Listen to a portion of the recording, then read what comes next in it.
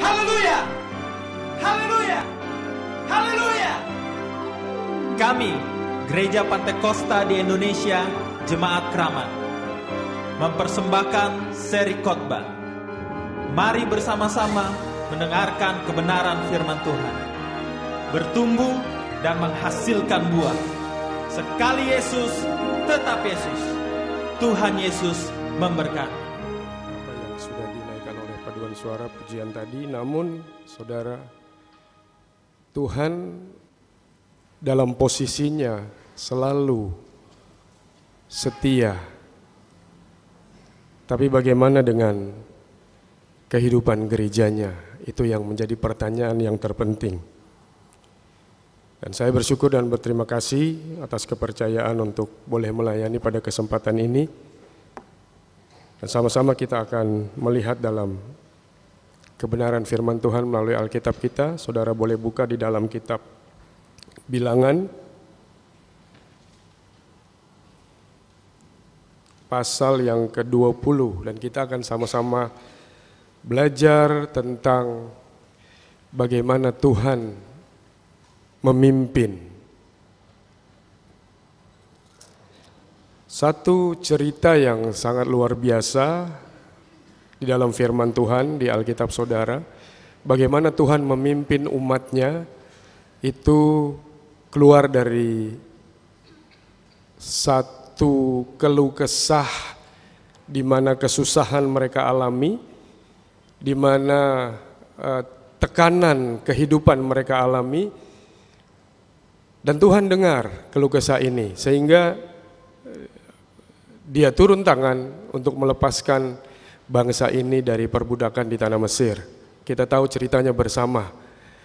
Namun dalam perjalanan setelah bangsa ini dibebaskan dari problema, dari masalah, dari tekanan, dari perbudakan yang mereka alami, banyak gejolak-gejolak yang terjadi di dalam perjalanan tersebut. Nah, kita akan pelajari bersama-sama sebagai satu umat Tuhan yang juga harus menempuh perjalanan iman percaya kita yang penuh dengan gejolak.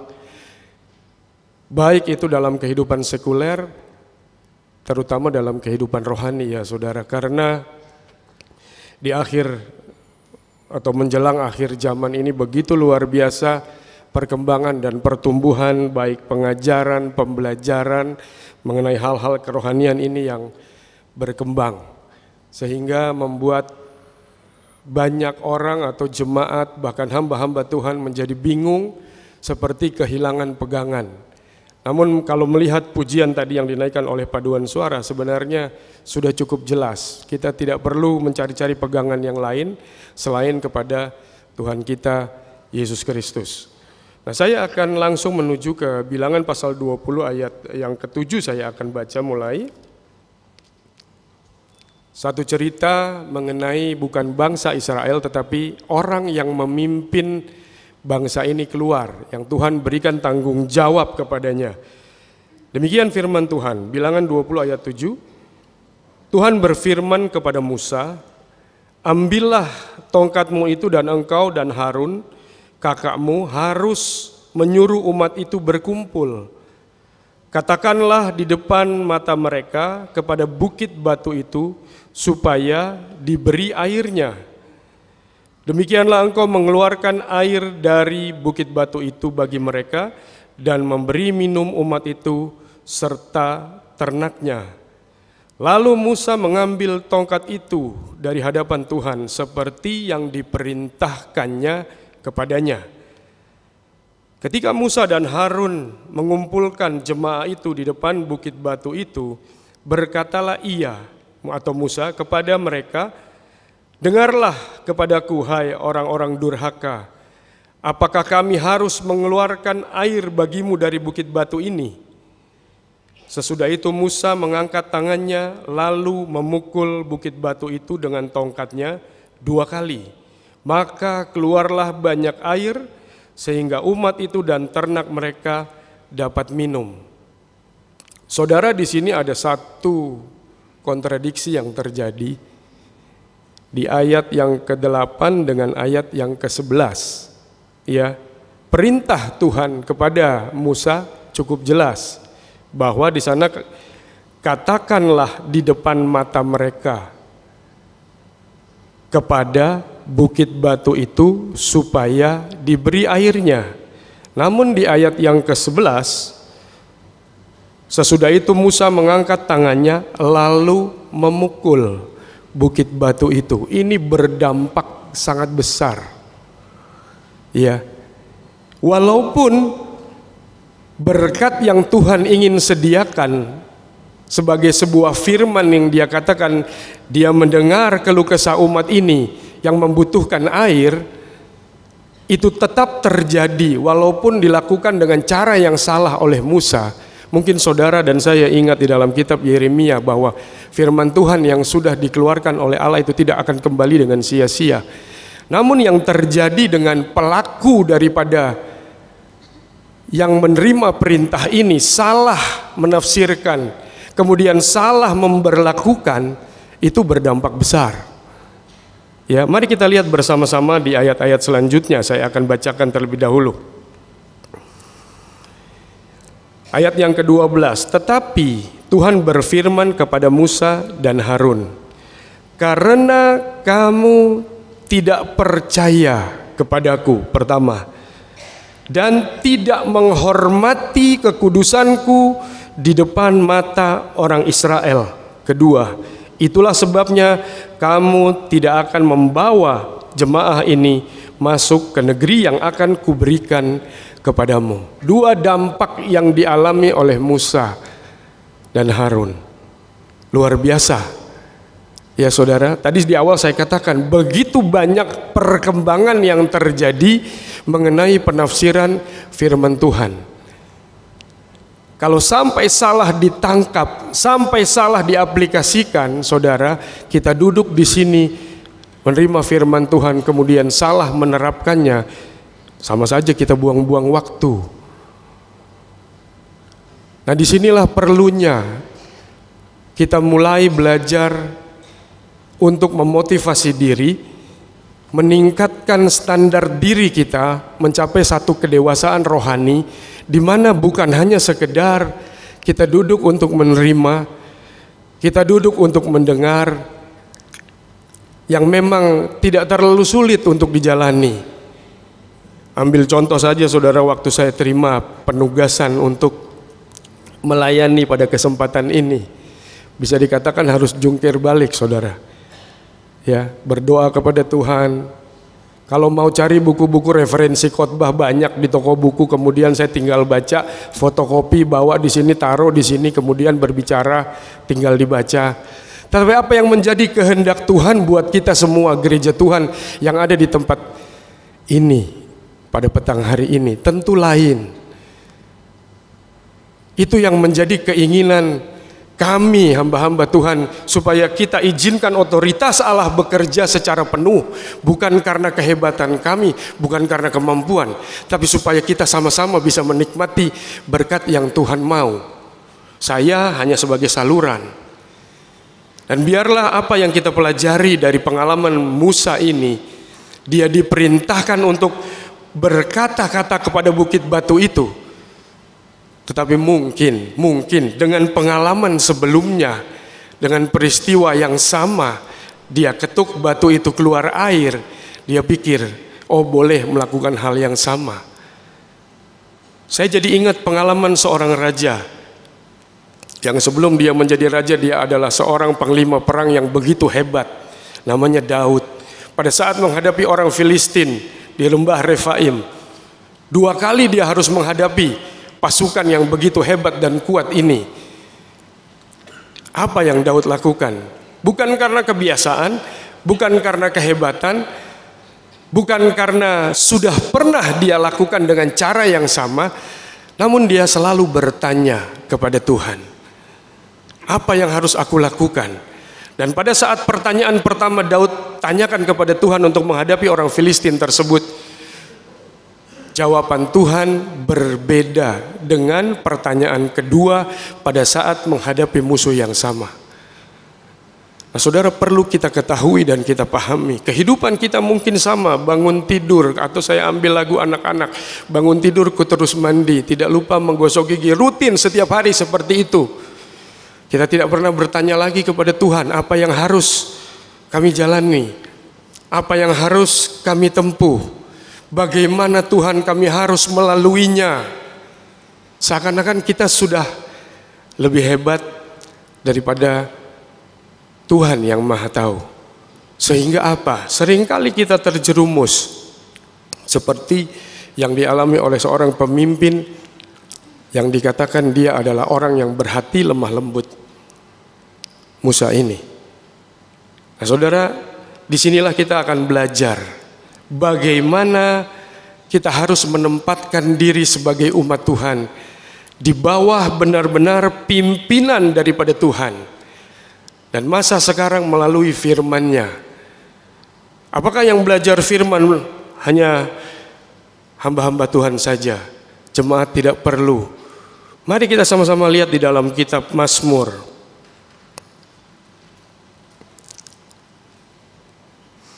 Mazmur pasal yang ke-119. Apa yang firman Allah motivasikan kepada saya dan saudara di sini? Mazmur pasal yang ke-119, saya akan baca mulai ayat yang ke-5.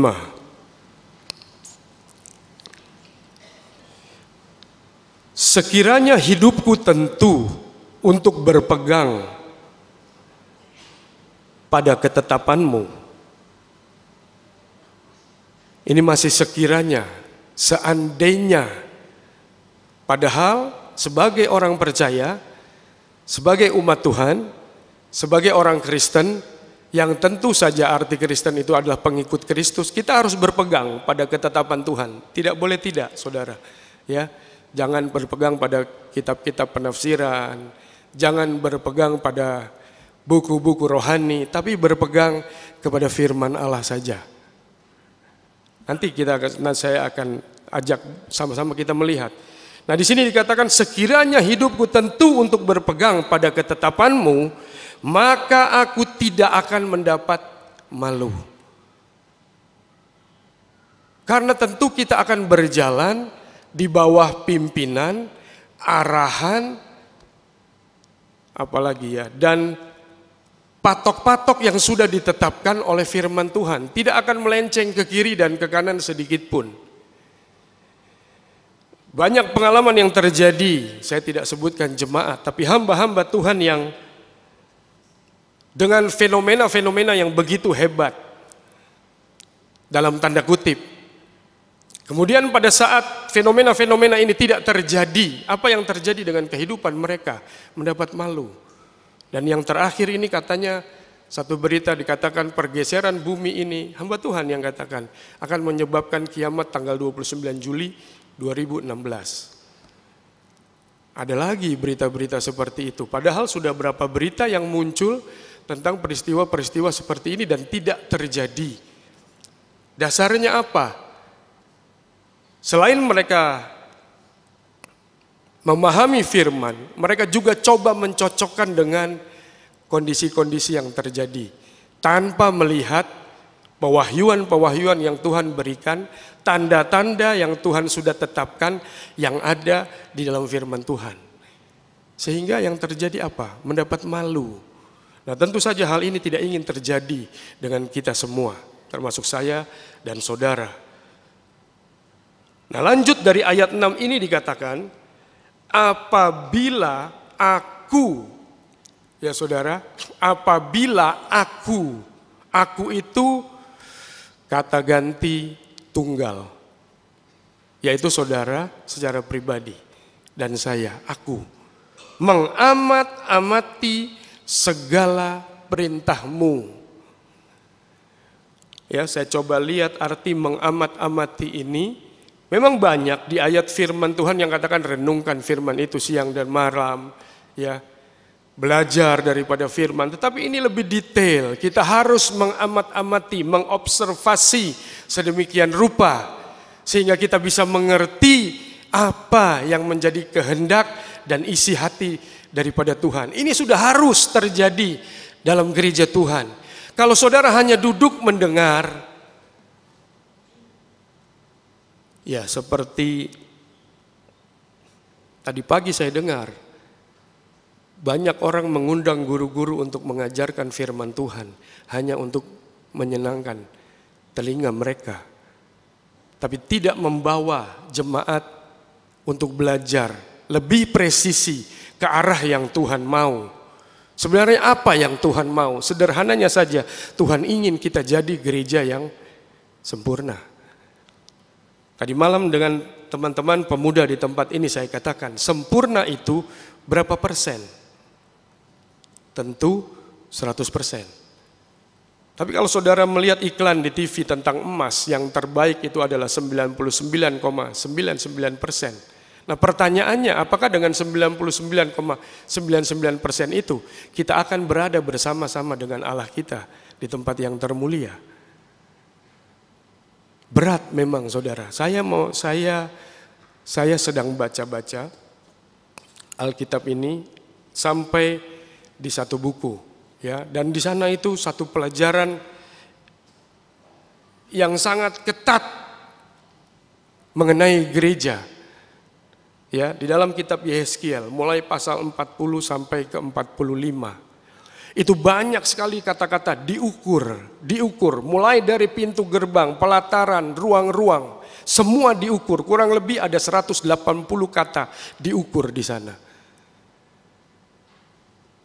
Satu standar yang Allah mau terjadi di kalangan gereja. Tidak bisa kita melakukan segala sesuatunya berdasarkan kehendak dan pikiran kita sendiri. Mau-maunya kita men-setting gereja. Oh saya maunya begini, saya inginnya seperti itu. Tidak bisa. Karena benar-benar yang sedang kita jalani ini adalah aturan dan permainan atau rule and the game daripada Allah sendiri. Memang nanti akan muncul dalam pikiran kita bahwa terlalu sulit Tuhan saya untuk memahami firman-Mu. Tidak apa-apa, pertanyaan seperti itu wajar. Dan Tuhan sediakan jawaban yang luar biasa buat saudara dan saya. Sehingga kita tidak merasa berat, kita tidak merasa terbebani. Namun jalani semuanya dengan sukacita. Karena ada satu jalan yang Tuhan berikan kepada saudara dan saya. Namun sebelum sampai ke sana, saudara, kita akan tetap melihat bagaimana Musa coba main-main dengan apa yang sudah Tuhan tetapkan dan terjadi di dalam dirinya. Dia tidak diizinkan untuk menyeberang sungai Yordan. Dia hanya disuruh naik ke satu bukit untuk melihat ke timur, ke utara, tapi tidak diizinkan untuk menyeberang sungai Yordan dan memasuki tanah Kanaan. Karena apa? Musa yang sudah sekian lama memimpin bangsa ini dengan satu peraturan yang demikian ketat, kemudian satu saja kesalahan, atau saya bisa katakan 0,1% hilang dari dirinya, tidak 100%, dia tidak diizinkan menyeberang sungai Yordan untuk masuk tanah Kanaan. Coba saya ajak saudara untuk lihat di dalam kitab Ulangan, pasal yang ketiga.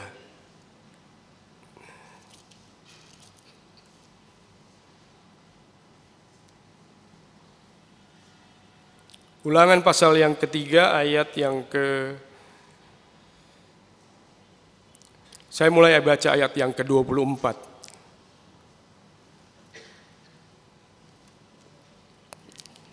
Ya Tuhan Allah, Engkau telah mulai memperlihatkan kepada hamba-Mu ini kebesaran-Mu dan tangan-Mu yang kuat.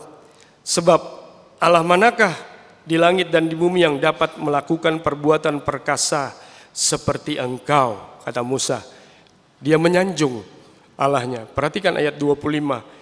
Biarlah aku menyeberang dan melihat negeri yang baik yang di seberang sungai Yordan, tanah pegunungan yang baik itu dan gunung Libanon. Ayat 26 perhatikan. Tetapi Tuhan murka terhadap aku oleh karena kamu dan tidaklah mendengarkan permohonanku. Tuhan berfirman kepadaku, cukup, jangan lagi bicarakan perkara itu dengan aku. Keras keputusan Tuhan, saudara. Ya, Musa coba-coba untuk tawar. Tuhan, aku tahu, ya, bagaimana engkau memperlihatkan kebesaran-Mu. Bagaimana tangan-Mu yang kuat itu begitu luar biasa memimpin. Dia coba tawar. Biarlah aku menyeberang. Dan Tuhan tidak izinkan, saudara. Keras. Ada ayat firman Tuhan katakan, perhatikan kekerasan Tuhan dan perhatikan kelemah lembutannya, kebaikannya. Kita terlalu banyak dibuai, ya, dengan janji-janji yang memang janji baik buat gereja Tuhan. Tapi kita juga harus belajar satu sisi bahwa peraturan itu tidak boleh dilanggar. Perumpamaan-perumpamaan firman Tuhan banyak berikan, saudara. Saya ambil satu saja tentang 10 anak dara itu. 5 tidak punya persediaan minyak. Saya pernah tanyakan kepada teman-teman, mereka punya minyak enggak? Punya, tapi tidak punya persediaan. Jadi tidak ada lebihnya. Kemudian yang masuk ke ruang pernikahan siapa? Yang masuk ke dalam pernikahan siapa? Yang punya lebih, yang punya persediaan. Jadi hal-hal ini sederhana sebenarnya. Tidak ingin saya mempersulit untuk memiliki kita pemahaman firman yang sederhana supaya kita bisa mempersiapkan diri benar-benar sebagai orang yang termotivasi untuk, oh iya, saya ambil keputusan mengiring Tuhan, bukan hanya sekedar jadi orang Kristen seperti yang sudah-sudah, tetapi benar-benar mau tunduk dan taat kepada ketetapan-ketetapannya. Dan nanti kita akan lihat, ini Tuhan minta diajarkan dengan sungguh-sungguh. Atau saudara, saya ajak lihat di dalam kitab Ulangan, karena masih di lembar itu. Lihat, perhatikan di pasal yang keempat. Saya mulai ayat yang pertama. Di sana dikatakan, maka sekarang hai orang Israel, dengarlah ketetapan dan peraturan yang kuajarkan, kata Musa, kepadamu untuk dilakukan. Karena pengalaman dia secara pribadi begitu terpukul dengan pelanggaran apa ketetapan Tuhan, sekarang dia kasih penekanan kepada bangsa Israel. Dengar ketetapan dan peraturan yang kuajarkan. Apa? Supaya kamu hidup dan memasuki serta menduduki negeri yang diberikan kepadamu oleh Tuhan Allah nenek moyangmu. Dan dia tambahkan di ayat berikutnya, janganlah kamu menambahi apa yang kuperintahkan kepadamu, dan janganlah kamu menguranginya. Nah ini saudara, saya pernah dikirimi sebuah message di dalam sosial media, dikatakan, apakah pengajaran GPDI itu sudah benar? Saya bilang GPDI tidak memberi pengajaran, tapi firman Allah yang memberi pengajaran. GPDI itu hanya wadah, tapi firman Allah yang memberi pengajaran kepada kita. Jangan bawa-bawa nama gereja dan lain sebagainya, karena akan terjadi polemik, berbenturan dan lain sebagainya. Tapi firman Allah yang mengajarkan saudara dan saya untuk bisa mengikut tapak-tapak yang Tuhan tinggalkan buat kita. Itu luar biasa. 1 Korintus 11 ayat 1, Paulus katakan, ikutlah teladanku karena aku mengikut Kristus. Itu satu pemahaman yang saya coba lihat, bahwa kalau orang berjalan di lorong ini, saya mengikuti dia, belum tentu itu meneladani saudara. Kenapa? Karena benar-benar harus saya ada di tapak kaki yang ditinggalkan oleh yang harus saya teladani. Supaya apa? Kalau saya melenceng sedikit, tidak menginjak ranjau, tidak salah, baik dalam menambahi atau mengurangi dalam artian menafsirkan, yang sekarang berkembang begitu hebat di luar sana, sehingga membuat umat Tuhan semakin bingung. Dan ini daya tarik, salah satu daya tarik yang dipakai oleh hamba-hamba Tuhan untuk memanipulasi umat, supaya datang yuk ke sini, fenomenanya hebat. Padahal Tuhan sederhana, ikuti saja tapak kakinya secara pas, hukum-hukum dan ketetapannya. Di sini Musa katakan, janganlah kamu menambahi apa yang kuperintahkan kepadamu, dan janganlah kamu menguranginya. Dengan demikian, ayat selanjutnya pasal 4 ayat yang kedua, kamu berpegang pada perintah Tuhan Allahmu yang kusampaikan kepadamu. Dengan demikian kamu berpegang. Tadi di Mazmur katanya, sekiranya aku berpegang, masih seandainya. Sekiranya itu seandainya. Saya tidak ingin mengganti, tapi coba berikan pemahaman supaya kita bisa tangkap. Ya, banyak orang mengandai-andaikan firman Tuhan dengan tafsiran-tafsiran yang berkembang dengan begitu, saya mau katakan dalam tanda kutip, liar. Tetapi itulah fenomena yang sangat menarik, untuk menarik dan memanipulasi umat untuk datang kepada mereka. Padahal Ibrani 12 ayat 2 apa katakan? Arahkan pandangan kita kepada Yesus, bukan kepada kami hamba-hamba Tuhan, bukan kepada gereja saudara. Tapi saudara datang ke tempat ini, arahkan pandangan kepada Yesus, karena ya hanya Yesus. Tadi dikatakan kan, dia yang terbesar di dalam pujian, dia yang luar biasa, dia yang hebat. Karena hanya Yesus saja, saya mau katakan, yang bisa membawa iman itu sampai kepada kesempurnaan. Mungkin pada saat saya memberitakan firman Tuhan, banyak kekurangan, mungkin banyak kelalaian, ada kesalahan. Tapi kalau saudara arahkan pandangan kepada Yesus, dengan satu motivasi pada saat datang beribadah, saudara tidak akan salah tafsir seperti Musa. Salah tafsir Musa, salah melakukannya juga dilatar belakangi satu sikap. Nanti kita akan belajar dan lihat lagi bagaimana sikap itu akhirnya membuat Musa yang tadinya disuruh berkata-kata saja, kemudian dia melakukan hal yang salah. Nah di sini saudara, perlunya kita memahami sebagai umat Tuhan bagaimana pada saat kita datang kepada Tuhan ya. Kalau pengkhotbah katakan persiapkanlah langkahmu menuju rumah Tuhan. Bukan persiapkan ya memang dari rumah mandi, dandan dan lain sebagainya ya. Tetapi ada satu persiapan yang sungguh pada saat kita ingin berbuat bakti kepada Tuhan. Tentunya kita ingin memuji dan menyembah Tuhan. Ya, di sini mungkin tidak ada, masih pakai kata mungkin saudara ya. Tapi awal dan akhir ibadah itu kan ada ukurannya. Ya. Ada ukurannya, seperti yang saya katakan di dalam kitab Yehezkiel, atau kita lihat sedikit ya saudara sebelum ke sana. Yehezkiel pasal yang ke-40.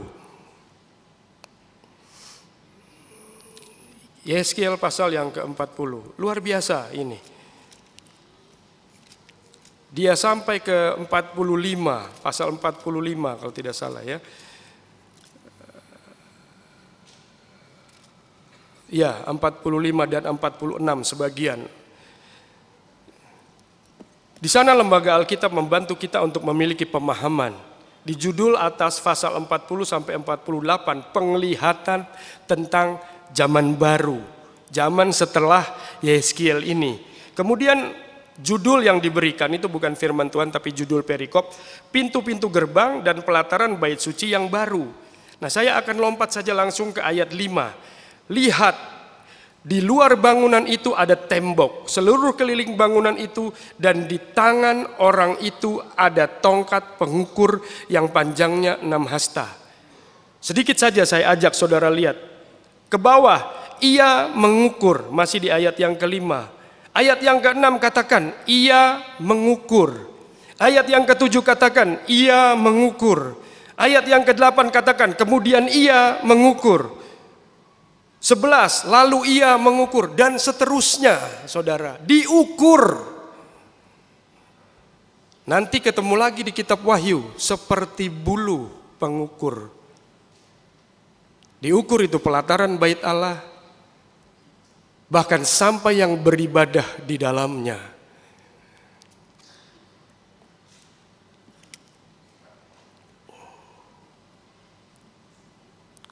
Mungkin gereja kita dibilang gereja GPDI ortodoks, tidak apa-apa. Atau sudah kuno dan lain sebagainya, enggak masalah. Karena memang itulah yang Tuhan minta. Yang penting kita ada di dalam satu standar ukuran kebenaran firman Tuhan yang tidak melenceng sedikit pun. Gereja ini memfasilitasi kita beribadah. Datang menyembah, memuji dan menerima berkat firman. Ada ukuran dan standarnya. Tadi saya katakan. Tetapi banyak gereja juga, atau banyak jemaat juga yang tidak memenuhi ukuran ini. Nah, mari kita mempersiapkan diri menjadi satu gereja yang benar-benar masuk standar daripada ukuran Tuhan. Kita mau bernegosiasi dengan Tuhan pada saat kita melakukan kesalahan. Musa tidak mendapat kesempatan dan hilang kesempatan itu dari Musa. Dia hanya boleh melihat dari jauh. Nyebrang saja sungai Yordan itu Allah tidak izinkan. Nah, mari saudara, firman Tuhan ini ada dalam hidup kita. Sekarang bentuknya macam-macam.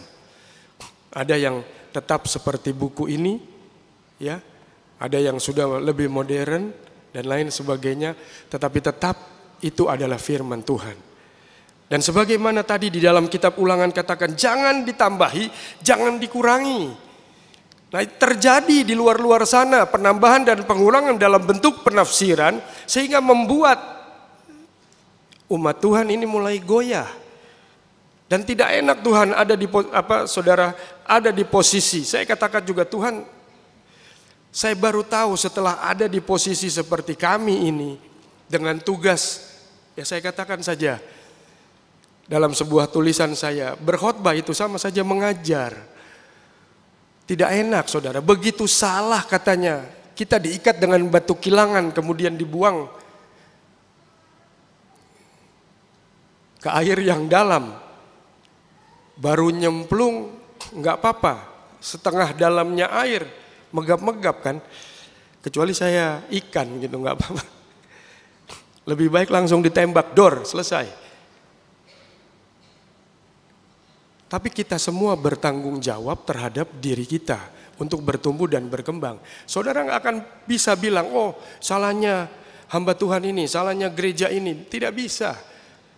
Pada saat nanti, atau saya ajak saudara lihat di dalam kitab Pengkhotbah, pasal yang terakhir, 12. Ayat yang terakhir, 14. Pengkhotbah 12 ayat 14 apa katakan? Karena Allah membawa setiap perbuatan ke pengadilan yang berlaku atas segala sesuatu yang tersembunyi. Entah itu baik, entah itu jahat. Tidak dikatakan oleh hamba Tuhannya atau oleh gerejanya. Masing-masing kita bertanggung jawab terhadap diri kita. Sangat disayangkannya itu, saudara. Saya pernah ngobrol dengan seorang hamba Tuhan, senior, dan salah satunya termasuk di tahun 1999, waktu masih ada dalam pendidikan dengan Bapak Gembala. Saya tanyakan satu hal saja. Sebenarnya tanggung jawab keselamatan itu ada pada siapa? Dan jawabannya sama, masing-masing. Kemudian pada tahun 2006, saya tanyakan lagi kepada Gembala. Saya pernah bertemu dengan satu keluarga jemaat yang sudah pindah ke tempat lain.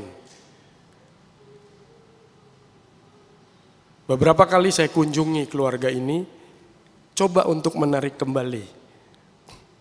Dan Waktu saya ngobrol dengan Ibu Gembala almarhumah, kemudian beliau bilang ke saya begini, nggak bisa dipaksakan untuk kembali. Karena nanti akan melanggar HAM katanya kalau dipaksakan. Tapi saya besuk aja, boleh kan? Oh boleh, tapi nggak bisa dipaksakan. Sama pada saat ngobrol-ngobrol setelah pertemuan dengan hamba-hamba Tuhan GPDI Ketapang dan Keramat, saya ambil waktu tanya kepada ibu rohani kita ini, ajak tante, ayo kita haruskan gitu, karena difasilitasi oleh GPDI Ketapang dan Keramat pembelajaran firman Tuhan 66 kitab. Ya, sudah selesai baru 4 kitab Injil dan 4 kitab Pentatuk. Tinggal 1 kitab Pentatuk yang terakhir, yaitu kitab Ulangan, mulai Senin besok.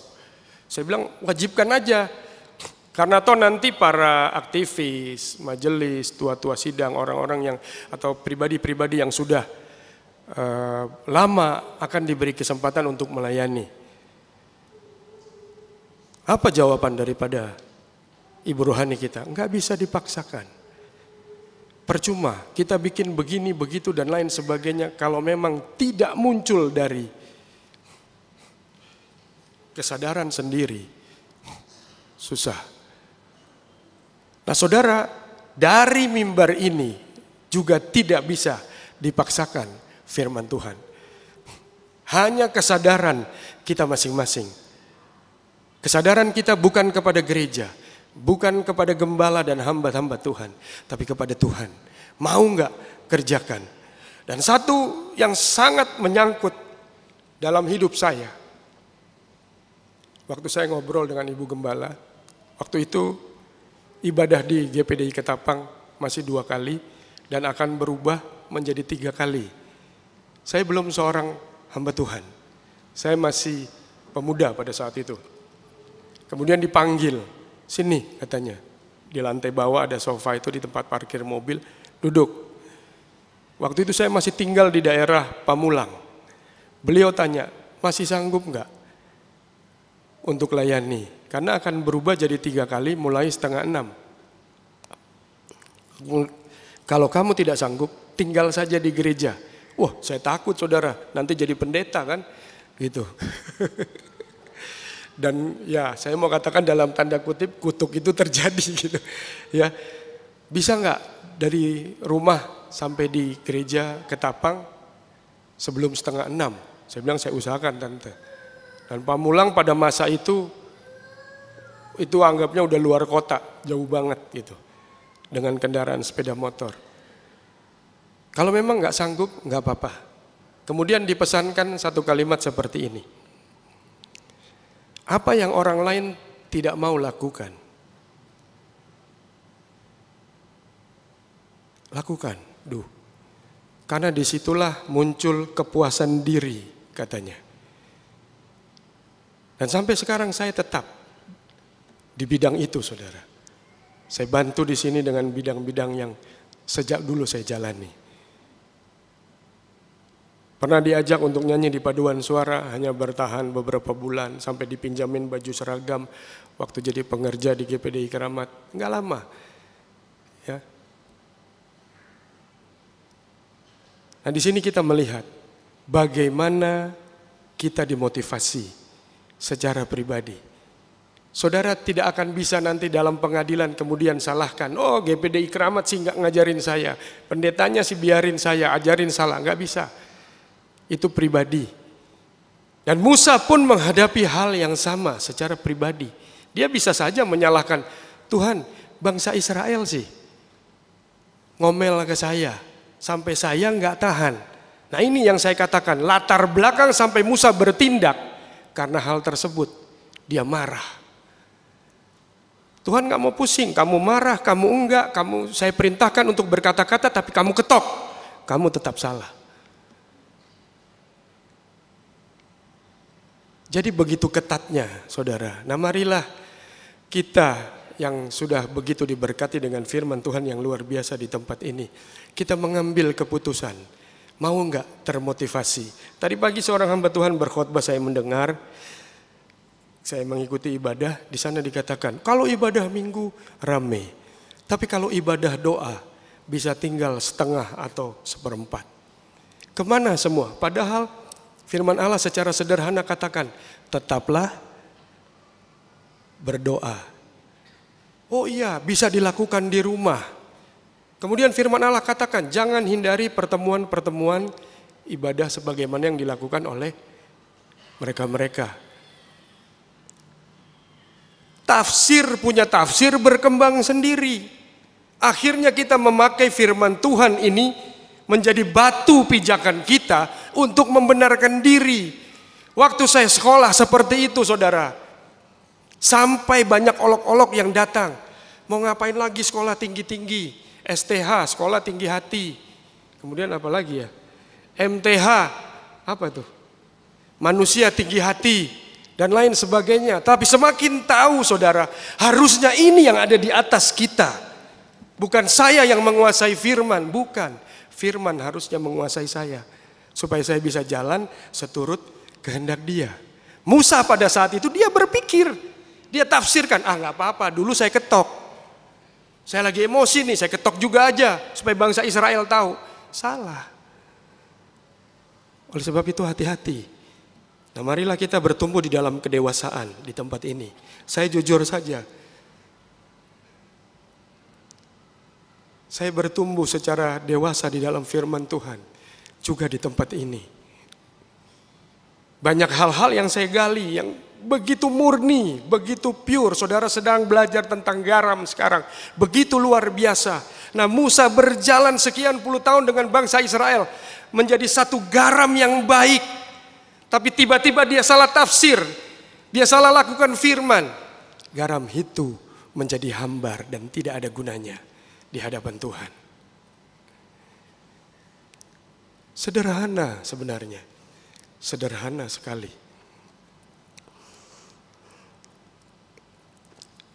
Saya suka mengambil contoh dan teladan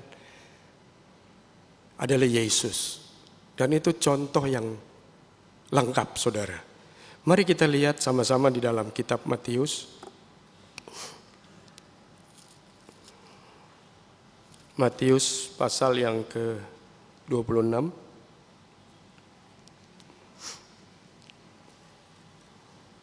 Matius 26, saya akan baca mulai ayat yang ke-36. Maka sampailah Yesus bersama-sama muridnya ke suatu tempat yang bernama Getsemani. Lalu ia berkata kepada murid-muridnya, duduklah di sini sementara aku pergi ke sana untuk berdoa. Dan ia membawa Petrus dan kedua anak Zebedeus sertanya. Maka mulailah ia merasa sedih dan gentar. Nah di sini kita lihat sisi kemanusiaan Yesus. Di saat-saat terakhir dia harus menghadapi kayu salib. Maka mulailah ia merasa sedih dan gentar. Lalu katanya kepada mereka, hatiku sangat sedih, seperti mau mati rasanya. Ya. Sisi kemanusiaan Yesus muncul di sini. Dia merasa lemah, dia merasa tidak mampu, sedih dan gentar seperti mau mati rasanya. Kemudian dia katakan kepada yang mengikut, tinggallah di sini dan berjaga-jagalah dengan aku. Nah, perhatikan ayat berikutnya, maka ia maju sedikit lalu sujud dan berdoa. Ini dalam kondisi berdoa. Apa doanya? Katanya, ya Bapakku, jikalau sekiranya mungkin, biarlah cawan ini lalu daripadaku. Nawar. Posisi anak menawar kepada Bapa. Musa juga tawar. Izinkan aku menyeberang sungai Yordan. Ya, izinkan aku menyeberang sungai Yordan. Apa Tuhan katakan? Udah gak usah ngomong soal itu lagi, keputusan buat engkau sudah pasti. Dan Musa sadar akan hal itu. Sehingga pada saat dia harus menasehati bangsa Israel atau umat Israel, generasi berikutnya supaya tidak melakukan hal yang sama seperti generasi yang pertama, dia katakan, lakukan dengan tepat, dengan baik apa yang kuperintahkan, supaya tidak terjadi pengalaman seperti dia. Nah, Yesus di sini dikatakan sekiranya mungkin. Yang jadi pertanyaan, mungkin atau tidak cawan ini lalu? Kan selalu yang diangkat untuk khotbah kalimat selanjutnya kan, janganlah kehendakku tetapi kehendakmu. Tetapi kita tidak pernah melihat sisi kemanusiaan Yesus pada saat mengalami kesulitan, yang menjadi satu pembelajaran buat kita. Mungkin enggak ini lalu daripada Yesus? Kemarin saya karena ibadah pemuda, saya seperti mengajar di kelas. Saya ajak yuk kita interaksi. Nah, kalau saya ajak interaksi sekian banyak jemaat kan butuh waktu yang lama. Kemudian ada jawaban mungkin dan tidak mungkin. Semua jawaban betul, tidak ada yang salah. Mungkin saja kalau mau dilalukan cawan ini. Karena Yesus itu Allah. Yesus itu Tuhan. Walaupun dari sisi pada saat dia berdoa, dia adalah manusia. Tapi kalau sampai itu terjadi, sial kita semua, apes kita semua. Siapa yang mau menebus saudara dan saya untuk memperoleh keselamatan? Sisi yang satunya, bisa juga. Dan memang itu terjadi. Sehingga dia berkata, tetapi jangan seperti yang ku kehendaki. Namun dia berani berkata begitu, ada alasan saudara. Bukan sekedar karena oh iya terang aja Yesus Tuhan. Tidak, Alkitab memberi jawaban juga. Jadi dua jawaban yang akan saya berikan ya. Bukan saya, firman Tuhan berikan. Kita lihat dari sisi Yesus dulu. Sampai dia bisa berkata seperti itu, saya kemarin juga sudah kasih jawabannya kepada rekan-rekan muda, ada di dalam kitab Efesus pasal yang pertama. Mari kita lihat sama-sama. Efesus pasal yang pertama. Saya akan baca mulai ayat yang ke-7.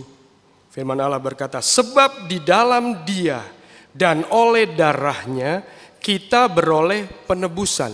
Itu peristiwa salib. Iya kan? Yaitu pengampunan dosa menurut kekayaan kasih karunia-Nya.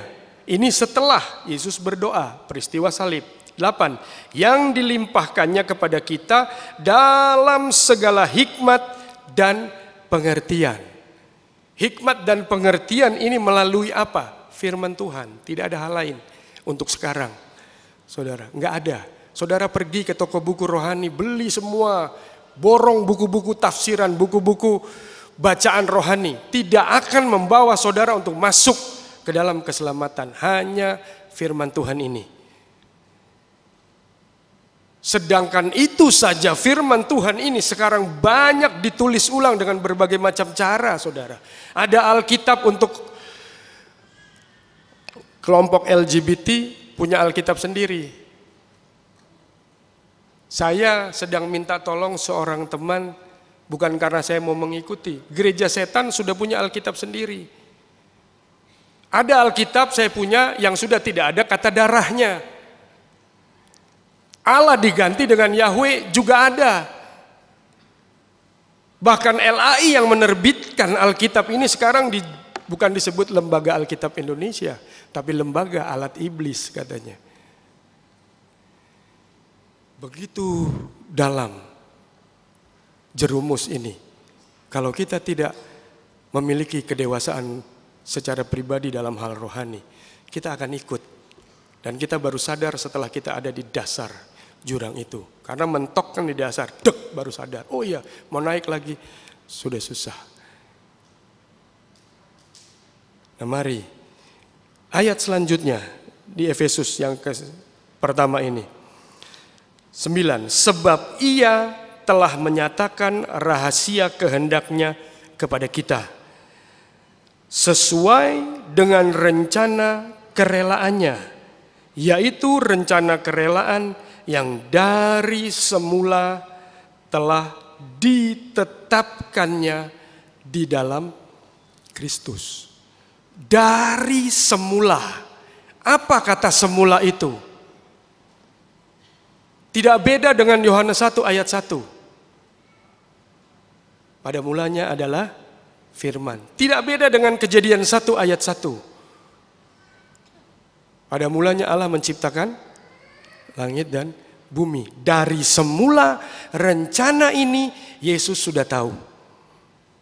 Bahkan sebelum dia dilahirkan dari perawan Maria, dia sudah tahu rencana ini. Dan dia tidak mau langgar, saudara. Hebatnya Tuhan Yesus Kristus kita itu apa? Dia berikan firman ini kepada saudara dan saya. Sudah ada sejak dari semula. Dan inilah rencana keselamatan buat kita. Lalu bagaimana kita mau menyikapi ini? Apa seperti Yesus? Bukan kehendakku Tuhan, tapi kehendak-Mu yang jadi. Bukan tafsirku Tuhan, bukan pikiranku Tuhan, tapi biarlah firman-Mu yang terjadi dalam kehidupan ini. Berat, sakit, susah, betul. Saudara, tidak dijanjikan jalan itu mulus, tidak dijanjikan enak hidup ini. Ya kan, sederhananya kita semua harus pikul salib. Namun janji di akhirnya itu luar biasa. Tidak ada yang bisa memberi janji seperti itu. Satu kehidupan kekal. Tiada susah, tiada duka, tiada sakit, tidak ada air mata. Baru kemarin saya harus menjalankan tugas. Kalau teman-teman hamba Tuhan dulu bilang sebagai pendeta pencabut nyawa katanya. Memakamkan seseorang di Pondok Rangon. Teman saya telepon, biasa ya brur, satu paket. Saya kira paket Kentucky kah, paket McDonald, tidak. Paket pelepasan dan pemakaman. Itu udah rutin harus saya jalani. Sering gitu maksudnya. Ya sudah, tidak apa-apa. Namun karena satu paket itu saya belajar. Sering kali saya belajar. Banyak hal. Dan melihat keluarga yang menangis begitu kehilangan. Saya bertanya dalam diri saya sendiri. Waktu orang tua saya, papa saya juga dipanggil Tuhan. Apa yang kita tangisi sebenarnya? Kehidupan. Kenapa kita tangisi kehidupan? Muncul dalam diri ini penyesalan. Karena kita tahu orang ini. Ada sisi baik, ada sisi yang kurang baik atau tidak baik. Ya Tuhan, coba dia dari dulu. Misalnya seperti itu seringkali muncul. Atau terima kasih Tuhan, dia sudah ada di dalam jalan-Mu. Seperti itu. Hanya dua saja saudara. Dan tidak ada hal yang lain. Dan begitulah kehidupan di dalam Tuhan. Hanya ada dua. Kemarin saya katakan kepada teman-teman pemuda juga. Hanya ada dua. Jalan lebar dan jalan sempit. Lagu sekolah minggu. Mana kau pilih? Yang lebar jalan tol. Yang lebar api kah mati? Yang sempit itu gang. Nah, mari pada kesempatan ini kita belajar. Seorang tokoh yang begitu hebat, Musa, pun karena terdorong oleh hal-hal yang membuat dia bisa salah tafsir, bisa salah lakukan. Kita belajar juga dari Yesus. Dia penuh tekanan, penuh kelemahan pada saat itu. Namun fokusnya tetap kepada Allahnya, Bapanya. Ibrani 12 ayat 2 mengajak kita, ayo arahkan pandangan ini kepada Yesus saja. Yang membawa iman kita sampai kepada kesempurnaan. Satu jawaban belum terjawab. Mungkin sulit buat saudara dan saya. Saya bukan anak sekolah Alkitab. Wah, kalau masuk sekolah Alkitab semua luar biasa nih saudara. Bulan Agustus akan dibuka nih di sekolah-sekolah Alkitab. Saya harap ada 1-2 dari sini berangkat di dalam nama Yesus. bukan sarjana teologi. Sulit saya untuk baca Alkitab dan firman Tuhan. Enggak susah saudara. Apalagi diminta oleh Mazmur, amat-amati, selidiki, perhatikan dengan baik-baik, pelajari lebih mendetail. Sulit. Enggak. Mari kita lihat di dalam Injil Yohanes. Ayat yang selalu juga saya bawakan. Setiap kali memotivasi. Yohanes pasal yang ke-14 ayat 26 katakan. Tetapi penghibur yaitu Roh Kudus yang akan diutus oleh Bapa dalam namaku. Jadi Bapa yang mengutus Roh Kudus turun. Diutus di dalam nama Tuhan Yesus. Dialah yang akan mengajarkan segala sesuatu kepadamu. Kemudian dan akan mengingatkan kamu akan semua yang telah ku katakan kepadamu. Perkataan Tuhan tentu saja firman kan? Amin. Amin. Enggak susah saudara. Saudara cari guru mampu bayar. Dia tetap manusia. Tapi di sini dikatakan guru di atas segala guru yaitu Roh Kudus. Bagaimana mau carinya? Jangan cari pakai sekarang kayak nyari Pokemon kemana-mana. Saudara jatuh di kali, ketabrak mobil dan lain sebagainya. Itu teman saya di Cirebon, jemaatnya ada seorang tentara katanya. Kemudian saya baca di berita orang Perancis tuh nyari Pokemon sampai masuk ke asrama atau ke kantor tentara kemudian ditahan. Jangan saudara, cari Roh Kudus, minta di dalam doa, di dalam penyembahan dan lain sebagainya. Dunia ini begitu banyak bikin hal yang sama. Saya bilang kepada rekan-rekan muda, sekarang kan kalau lihat firman Tuhan pakai gadget bisa. Tapi gadget itu kan ada Windows-nya juga. Antara firman dengan FB, dengan WA, siapa yang tahu. Dari sini mengangguk-mengangguk gitu kan. Itu lagi sikap, mindset-nya. Bagaimana saudara mempersiapkan diri datang ke rumah Tuhan. Bukan saya paksa saudara untuk bawa Alkitab selalu ke sini. Tidak, terserah bebas mau bawa apa saja. Tapi penguasaan diri kita harus sanggup kita lakukan. Itu kan termasuk rangkaian 9 buah roh. Bagian akhir dikatakan pengendalian diri atau penguasaan diri. Nah di masa-masa sekarang penguasaan diri kita di dalam mengiring dan percaya kepada Tuhan. Kalau tidak kita serahkan kepada Roh Kudus. Saudara mau coba dengan kekuatan sendiri, Musa saja gagal. Apalagi cuman saudara dan saya. Siapa kita? Mari kita teladani Yesus. Dia katakan, sekiranya mungkin, lalukan cawan ini. Tidak titik tapi koma, bukan kehendakku. Nah, mari kita bersama-sama sekarang berkata, Tuhan bukan kehendakku di dalam mengiring Engkau yang jadi. Tapi biarlah kehendakmu. Supaya apa saudara? Kita tetap ada selalu di dalam Tuhan. Saya yakin dan percaya hati seorang gembala dengan khotbah-khotbah yang begitu mengalir tentang garam, tentang terang. Inginkan kita jadi seperti itu. Dan tidak ada hal lain. Bahkan kalau pelajari kitab Ulangan itu dari keturunan dikasih tahu. Di perjanjian baru pun juga seperti itu. Kalau sudah tidak percaya mari kita lihat. Suratan Timotius itu katakan. 2 Timotius pasal yang ketiga.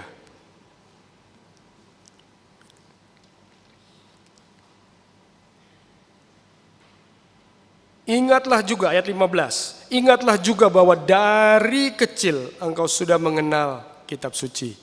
Kemudian turun langsung ke ayat 17. Dengan demikian tiap-tiap manusia kepunyaan Allah. Sekarang tanya sama diri sendiri, saya punya Allah atau bukan? Padahal saya pakai kalung salib. Giwang, anting-anting salib. Kemana-mana bawa Alkitab. Semuanya logonya lambangnya salib. Tapi apakah kita kepunyaan Allah? Pertanyakan. Karena di sini dikatakan tiap-tiap manusia kepunyaan Allah diperlengkapi. untuk setiap perbuatan baik. Musa gagal berbuat baik menurut versinya Tuhan. Saya juga sering gagal berbuat baik menurut versinya Allah. Saya tidak malu untuk saksikan. Karena kesaksian itu bukan hanya kemenangan selalu. Tapi saya akan saksikan kegagalan saya. Sederhana saudara, setiap hari kadang-kadang bohong itu masih muncul. Ada yang telepon, bilangin papa gak ada. Tadi ada orang yang mau bantu kami untuk setrika baju saja. Saya langsung lari ke kamar karena sedang berdoa. Saya bilang anak saya, bilangin papa gak ada, ketemu mama aja. Coba saudara, itu saya, saudara tidak mungkin. Nah mari kita kembali ke trek dan jalur yang benar. Diperlengkapi untuk setiap perbuatan baik. Sehingga tidak salah. Apa itu perbuatan baik? Pelajaran tentang garam sudah begitu banyak, saya tidak akan ulang-ulangi lagi. Garam itu kalau dia jadi hambar, hanya dibuang. Jadi asinnya itu apa? Hal yang baik dari garam. Itulah perbuatan baik kita. Kalau sudah tidak ada perbuatan baik, saudara akan dibuang. Allah sendiri bilang kepada Musa, udah gak usah ngomong lagi. Pokoknya kamu sudah terima hukuman ini. Tidak bisa menyeberang sungai Yordan. Nah, kalau rasa asin kita sudah mulai hilang. Kemudian kita bernegosiasi kepada Tuhan. Hati-hati. Pengkhotbah katakan, baik atau jahat, kita harus menanggung di pengadilan itu. Terpujilah nama Tuhan. Saya tidak mau panjangkan. Ingat saudara, kita sudah belajar dari kitab Yehezkiel ini. Semuanya diukur. Dan Wahyu katakan, buluh pengukur itu juga bukan hanya mengukur bait Allah, pelatarannya, mesbahnya, tetapi yang beribadah di dalamnya juga akan diukur seturut standar ukuran Tuhan. Nah kalau mau belajar tentang ini nanti, lain waktu di dalam kitab Imamat. Sampai umat Tuhan tersungkur karena kemuliaan Tuhan, standar itu dicapai pada titik yang tertinggi. Banyak di dalam khotbah-khotbah hamba Tuhan katakan, mana sekarang? Mana kemuliaan Tuhan? Mujizat Tuhan. Di gereja-gereja modern zaman sekarang jarang terjadi. Saya bilang masih banyak. Tapi pada saat beribadah, umat Tuhan tiba-tiba jatuh tersungkur karena kemuliaan Allah hadir. Kapan itu? Saya ingat ikut omah saya di gereja ini. Duduk paling depan kursi rotan. Begitu selesai ibadah, maaf bicara saudara, saya ngupil ya, masih kecil sih. Saya ngupil, yang keluar itu bukan upil, tapi jari kelingking saya hitam. Karena saya duduk dekat lampu templok tuh kalau nggak salah. Ya. Besokannya saya nggak mau kesini lagi. Kutuk yang berikut, sekarang saya harus ada di sini, belum kemana-mana. Nah mari kita bersama-sama mengatur kehidupan ini, mengikuti perintah dan ketetapan serta hukum-hukum Tuhan yang Tuhan berikan. Jangan menyimpang sedikit pun. Kalau saudara ingin mengikuti teladan, pijak bekas tapak kaki Yesus, tepat. Supaya kita tidak tafsir sendiri ke kiri dan ke kanan. Menambahkan dan mengurangkan. Karena apa? Segala sesuatunya diukur. Yesus luar biasa buat kita semua. Yesus sudah berikan yang terbaik dari pujian tadi. Dia terlebih besar dari segala-galanya. Dia teladani, dia harus naik ke kayu salib. Dia coba tawar dalam pikiran dia sebagai manusia. Tapi dia katakan, bukan kehendakku. Kita berslogan di sini, sekali Yesus. Sekali Yesus. Jadi apa yang ada di dalam Yesus harus ada di dalam kita. Termasuk bukan kehendakku, tapi kehendakmulah yang jadi. Supaya gereja ini benar-benar menjadi gereja yang penuh dengan kemuliaan Tuhan. Terpujilah nama Tuhan. Mari saya undang bangkit berdiri. Kita akan masuk ke dalam doa. Kita akan berterima kasih kepada Dia yang sudah memotivasi. Saya tidak ingin pakai kata saudara ditempeleng dengan firman, dipukul supaya diingatkan. Aduh, kasihan kalau seperti itu. Ya mungkin seharusnya seperti itu. Tetapi sekarang kita dimotivasi untuk lebih lagi, untuk lebih lagi, dan lebih lagi. Siapa teladan kita? Yesus. Hanya Yesus. Dan hanya Yesus. Ibrani 12 ayat 2, saya ulangi sekali lagi. Pandanganmu arahkan hanya kepada Yesus saja. Jangan lihat saya, jangan lihat gereja, jangan lihat siapa-siapa. Manusia bisa rekayasa, bisa acting, bisa setting, bisa segala macam. Tetapi apa yang ada pada firman itu adanya. Tidak ditambahkan dan tidak dilebihkan. Apa yang ada pada Yesus itu adanya. Bukan kehendakku, tapi kehendak-Mu lah yang jadi. Dia terlebih besar dari segalanya. Kita naikkan pujian ini lagi dan kita akan